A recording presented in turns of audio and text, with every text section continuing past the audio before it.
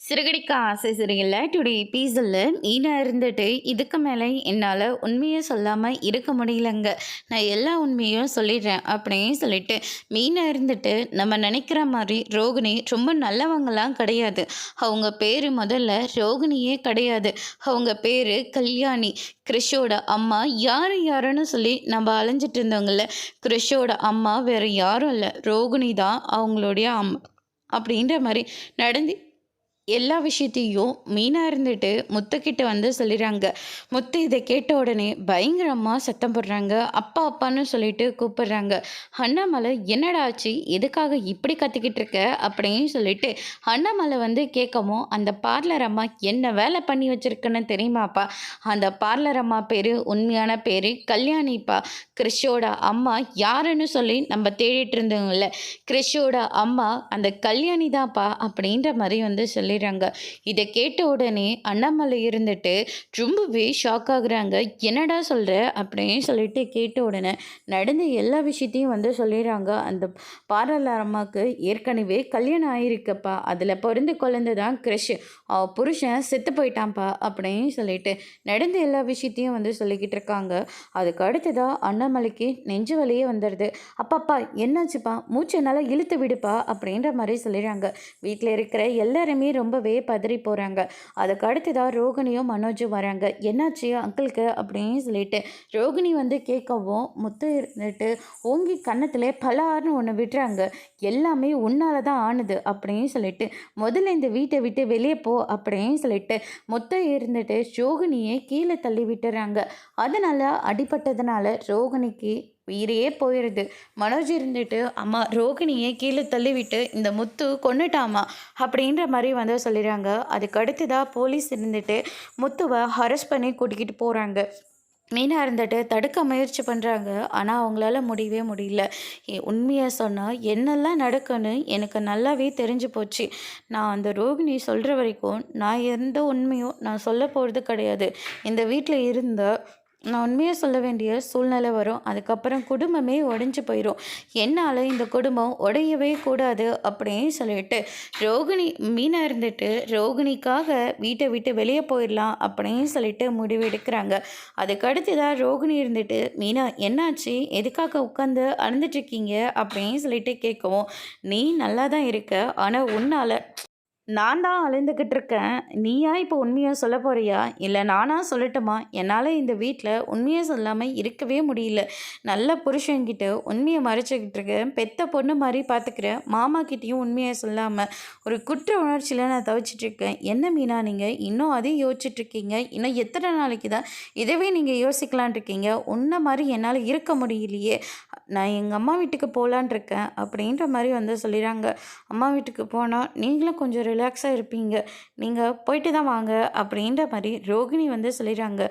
போகிறது இருந்தால் அப்படியே போக முடியாது, காரணம் என்னன்னு சொல்லிட்டு தான் போக முடியும். என்ன சொல்லிட்டு ஏதாவது ஒன்று சொல்லிவிட்டு நான் இங்கேருந்து கிளம்பியே ஆகணும்னு சொல்லிட்டு மீனா வந்து ஒரு பக்கம் முடிவெடுக்கிறாங்க. அதுக்கு அடுத்ததாக வந்து பார்த்திங்கன்னா இந்த பக்கம் நம்ம முத்தை இருந்துட்டு மீனாவை தேடிட்டு வராங்க. என்னாச்சு மீனா, ஏன் ஒரு மாதிரியாக இருக்க அப்படின்னு சொல்லிட்டு கேட்கவும், ஒன்றும் இல்லைங்கன்னு சொல்லிட்டு சமாளிக்கிறாங்க. அடுத்த நாள் காலையில் முத்து இருந்துட்டு ஷெட்டுக்கு போகிறாங்க. அங்கே இருந்துட்டு செல்வம் எல்லாம் வெளியே நின்றுட்டுருக்காங்க. என்னடா ஆச்சு அப்படின்னு சொல்லிட்டு கேட்கவும், நேற்று தான் அந்த முருகனுக்கு கல்யாணம் ஆச்சு, அதுக்குள்ளே உட்காந்து குடிச்சிக்கிட்டு இருக்கான் பாரு நீயே அப்படின்ற மாதிரி சொல்லிடுறாங்க. என்ன முருகன் குடிச்சிட்ருக்கானா அப்படின்னு சொல்லிட்டு, டே முருகா என்னடா ஆச்சு, அண்ணனும் தம்பியும் உட்காந்து குடிச்சிக்கிட்டு இருக்கீங்க, அப்படி என்னதான்டா ஆச்சு? ஏன்னு லவ்க்கெல்லாம் ஐடியா கொடுத்தீங்க, கல்யாணன்றது ஒரு ஷாக்குன்னு நீ சொல்லவே மாட்டியா? ஐயோ, வாயை தொழுந்த எல்லாமே பிரச்சனையில் தானே போய் முடியுது, ஏன்னு எனக்கு இப்படி ஒரு கல்யாணம் அப்படின்ற மாதிரி சொல்லிக்கிட்டு இருக்காங்க. ஏண்டா லவ்வுக்கு ஐடியா கொடுத்த, கல்யாணம் பண்ணிக்க வேண்டான்னு சொன்னால் நீங்கள் என்னை கேட்கவா போகிறீங்க? உன் வாழ்க்கையை நான் ஏன்டா அழிக்கணும்? அதனால தான் பட்டாச்சு திறந்துட்டுமேன்னு சொல்லிட்டு தாண்டா உனக்கு ஐடியாவே கொடுத்தேன் அப்படின்னு சொல்லிட்டு நம்ம முருகன்கிட்ட முத்து வந்து சொல்லிக்கிட்டு இருக்காங்க. உனக்கும் அந்த சவுண்டு பார்ட்டிக்கும் என்னடா பிரச்சனை? அப்படின்னு சொல்லிட்டு கேட்கவும், அண்ணன் ஹனிமூனுக்கு நாங்க போலான்னு சொல்லிட்டு பிளான் போட்டு வச்சிருந்தேங்கண்ணே. எனக்கு ஊட்டி தானே ரொம்ப பிடிக்கும். ஆனா, அவ கொடைக்கானலுக்கு போலான்னு சொன்னா. சரி, நம்ம ஊட்டிக்கு போலாம் அப்படின்னு சொல்லிட்டு அவ கிட்ட பேசினா. எனக்கு கொடைக்கானல் தான் பிடிக்கும். கொடைக்கானலுக்கு தான் போணும்னு சொல்லி ரொம்ப பிடிவாதமா இருக்கான்னு. என்ன சொன்னாலையும் காதுலயே போட்டுக்க மாட்டேன்றா. முன்னலாம் என்ன ஏதாச்சும் ஒரு ஒப்பீனியன் கேட்பா. ஆனா, இப்ப ஒப்பீனியனே கேட்கறதில்லண்ணே. அவ இஷ்டத்துக்கு அவளா ஒரு முடிவு எடுக்கிறா. அதுக்கு நம்மள தலைய மட்டும் தானே ஆட்ட வைக்கிறா அவ, அப்படின்னு சொல்லிட்டேன். நம்ம முருகன் வந்து ரொம்பவே ஃபீல் பண்ணி சொல்லிக்கிட்டு இருக்காங்க. டேய் இவ்வளோ தானே விஷயம். கொடைக்கானல்லேருந்து ஒரு 300 கிலோமீட்டர்ல தான் ஊட்டியும் இருக்கு. இதில ஒரு 3 நாள், அதில ஒரு 3 நாள். 6 நாள் க்ளோஸ். ஓகேவா? அப்படின்ற மாரி சொல்லிட்டாங்க. ஐயோ! அண்ணன் எவ்வளோ பெரிய முடிவ குடுத்துருக்கீங்க. ரொம்ப சூப்பர் அண்ணன் அப்படின்னு சொல்லிட்டு, நான் இப்பவே போய் வித்யா கிட்ட நடந்த எல்லா விஷயத்தையும் நான் சொல்லப் போறேன் அப்படின்ற மாரி சொல்லிடுறாங்க. டேய் டேய் எங்கடா போற? கார்த்திக் இவனை கூட்டிட்டு போயிட்டு நல்லா மோரை குடிக்க வச்சு, போதைய தெளிய வச்சு, அதுக்கப்புறமா வீட்டுக்கு அனுப்பி விடுங்க அப்படின்ற மாரி சொல்லி, முத்து இருந்துட்டு முருகனை அங்கேருந்து அனுப்பி விடுறாங்க. அதுக்கு அடுத்ததா என்னடா இது பாட்டில இப்படி விட்டுட்டு போயிட்டான். சரி ஒரு வாய் தானே இருக்கு குடிச்சுக்கலாமே அப்படின்னு சொல்லிட்டு முத்து வந்து அதை குடிச்சிடுறாரு. இந்த பக்கம் மீனா இருந்துட்டு தங்க மாட்டம் பார்த்துக்கிற புருஷன்கிட்ட என்ன சொல்லிட்டு நான் என் அம்மா வீட்டுக்கு போக முடியும் அப்படின்னு சொல்லிட்டு நம்ம மீனா வந்து முடிவெடுக்கிறாங்க. ஏதாவது ஒரு காரணம் கிடைக்கும். கண்டிப்பா அந்த காரணத்த வச்சு வீட்ட விட்டு வெளிய போயிடணும்னு சொல்லிட்டு முடிவெடுக்கிறாங்க. முத்து இருந்துட்டு வீட்டுக்கு வராங்க. "இன்னைக்கு என்ன நடந்ததுன்னு தெரியுமா? சொன்னா தானே தெரியும்." அப்படின்ற மாரி மீனா வந்து கோவமா கேட்கவும், "என்னாச்சு மீனா? ஏன் கோவமா இருக்க? சொல்லுங்க முதல்ல. அப்புறமா நான் சொல்றேன்." அப்படின்னு சொல்லிட்டு மீனா வந்து முடிவெடுக்கிறாங்க. அதுக்கு அடுத்ததா வந்து பார்த்தீங்கன்னா, முருகன் வந்து ஷெட்டுக்கு வந்து, "அவரு வர்றது என்ன புதுசா?" அப்படின்ற மாரி சொன்ன உடனே, "என்ன விஷயமா வந்தான்னு கேளு." பார்லர் அம்மா சவுண்டு பார்ட்டிக்கும் முருகனுக்கும் ஏதோ பிரச்சனை. என்ன பிரச்சனை? ஹனிமூனுக்கு போகிறதுலேயே பிரச்சனை. அதுக்கப்புறமா பயங்கரமாக குடிச்சுக்கிட்டா. உங்கள் கூட சேர்ந்ததுனால அவர் குடிக்காமல் இருந்ததா அதிசயம். என்ன மீனா என்ன போய் குடிக்காரன்னு சொல்லிட்டு இருக்க? நான் ஒரு வாய் தான் மீனா குடித்தேன் அப்படின்ற மாதிரி சொல்லிடுறாங்க. அப்படின்னா நீங்கள் குடிச்சிருக்கீங்க அப்படி தானே அப்படின்னு சொல்லிட்டு மீனா வந்து இதை தான் சாக்குன்னு சொல்லிட்டு சண்டையை ஆரம்பிக்கிறாங்க. இங்கே பாரு தேவையில்லாமல் என்கிட்ட சண்டை போடாத. எதுக்காக இப்போ கத்தி பேசிக்கிட்டு இருக்கேன்? நீங்கள் பேசுகிறதெல்லாம் சரி. ஆனால் நான் பேசுகிறது மட்டும் உங்களுக்கு தப்பாக போச்சா?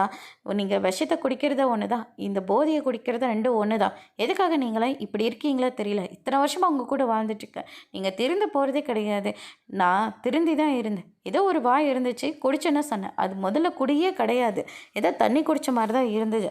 அதுக்காக நீ இவ்வளோலாம் பேசவே கூடாது. இதுக்காகவே நான் இன்றைக்கி ஃபுல்லாக குடிச்சிட்டு தான் வரப்போகிறேன். நீங்கள் குடிச்சிட்டு வாங்க.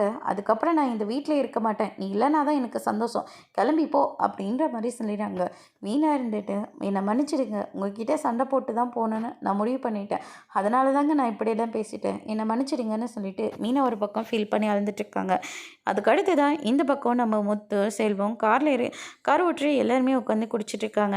பொண்டாட்டிங்க ஏன் தான் இப்படியெல்லாம் இருக்காங்களோ? சின்ன சின்ன விஷயத்த கூட ஊதி ஊதி பெருசாக்கி விட்டுடுறாங்க.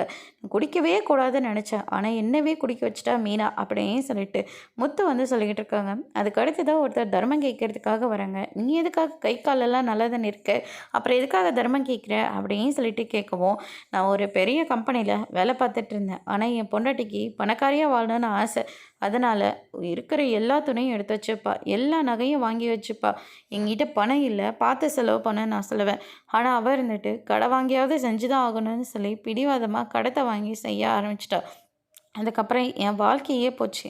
இருக்கிற வேலையும் போயிடுச்சு. என்னால் ஒழுங்காக வேலையில் கான்சன்ட்ரேட் பண்ணதுனால என்னை வேலையை விட்டே தூங்கிட்டாங்க." அப்படின்னு சொல்லிட்டு தர்மம் கேட்குறவர் அவர் வாழ்க்கையில் என்னெல்லாம் நடந்துச்சோ அது எல்லாத்தையும் சொல்கிறாங்க.